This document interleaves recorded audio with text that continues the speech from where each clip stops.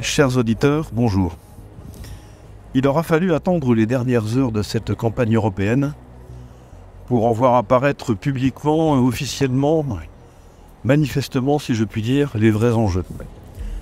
C'est l'ensemble des commémorations du 80e anniversaire du débarquement qui me conduit à vous présenter les choses ainsi.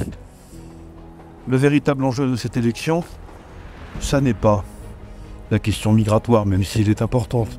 Ça n'est pas la question de la transition écologique, même si elle est importante.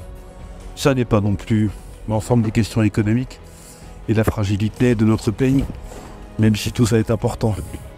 Le véritable enjeu de cette élection européenne, c'est de savoir si la France va continuer d'être à la remorque de l'OTAN dans une Europe qui n'aspire qu'à une seule chose, faire la guerre à la Russie. Ou au moins entretenir un état permanent d'insécurité guerrière qui pourrait déclencher la guerre à tout moment. Voilà quel est le véritable enjeu de cette élection. Oh, je ne dis pas que les peuples européens souhaitent cette guerre, je suis même persuadé du contraire. Et quand j'entends malheureusement pour nous des responsables militaires de très haut rang expliquer que la France est prête à des sacrifices, sous-entendu à envoyer de ses propres soldats, ou d'autres qui disent que pour montrer que nous n'avons pas peur de M. Poutine, eh bien il faut que le sang des enfants français coule sur les champs de bataille en Ukraine, je suis triste et inquiet. Et donc je vous invite dimanche prochain, 9 juin, à regarder cette élection avec ce prisme, avec en tête cette perspective, cette alternative. Voulez-vous la guerre ou la paix? Toutes les autres listes au fond s'accommodent assez bien de la perspective d'une guerre, il y en a même qui la souhaitent.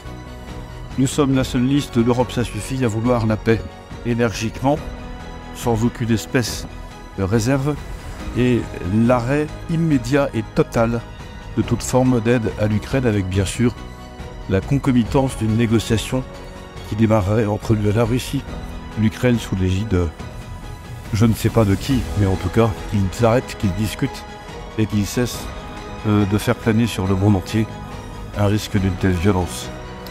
Il me reste à vous remercier pour l'attention, l'énergie que vous aurez déployée à cette campagne électorale, à vous donner rendez-vous le 9 juin prochain à 20h pour les résultats de cette élection, et en souhaitant que vous puissiez prendre le parti de la paix, le seul qui soit aujourd'hui juste et important pour la France.